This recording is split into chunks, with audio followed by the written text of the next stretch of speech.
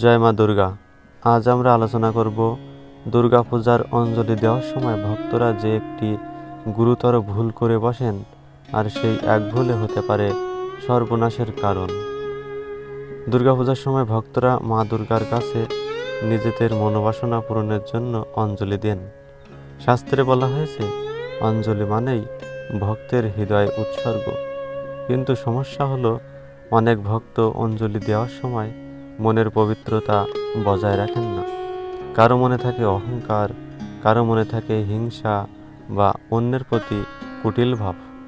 আবার কেউ কেউ শুধু লোক দেখানোর জন্য, চারপাশের মানুষের সামনে নিজেকে ভক্তিপরায়ণ দেখানোর জন্য অঞ্জলি দেন।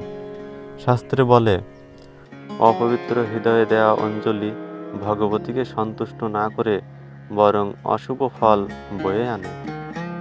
ভক্ত যদি অঞ্জলি দেওয়ার সময় ভগবতীর প্রতি ভক্তি ও নির্লোভ মন নিয়ে না দাঁড়ায়, বরং মনে থাকে দম্ভ, হিংসা, লালসা, তাহলে সেই অঞ্জলি গ্রহণযোগ্য হয় না। এমনকি এই ভুলের কারণে পূজা থেকে আশীর্বাদ না পেয়ে জীবনে নেমে আসতে পারে নানা বিপর্যয়। একটি পুরাণ কথায় বলা হয়েছে, এক ভক্ত দুর্গা পূজার সময় অঞ্জলি দিয়েছিলেন, কিন্তু তার মনে ছিল প্রতিশোধের আগুন।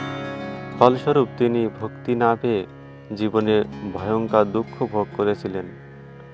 তাই প্রিয় ভক্তবৃন্দ, মনে রাখবেন, দুর্গাপূজার অঞ্জলি দেওয়ার সময় শুধু ফুল হাতে নিলেই হবে না, ফুলের সাথে সাথে আপনার হৃদয়ের পবিত্রতাও উৎসর্গ করতে হবে।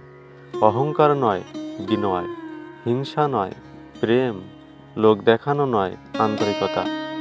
শুধু তাহলেই মা দুর্গা খুশি হবেন, আর আপনার জীবন ভরে উঠবে শান্তি ও কল্যাণে। আশা করি আজকের আলোচনা থেকে আপনারা বুঝতে পেরেছেন অঞ্জলি দেওয়ার সময় এক ভুল কত বড় সর্বনাশ ডেকে আনতে পারে। যদি ভিডিওটি ভালো লেগে থাকে তবে কৃষ্ণ ভরসা চ্যানেলটি সাবস্ক্রাইব করতে ভুলবেন না। জয় মা দুর্গা।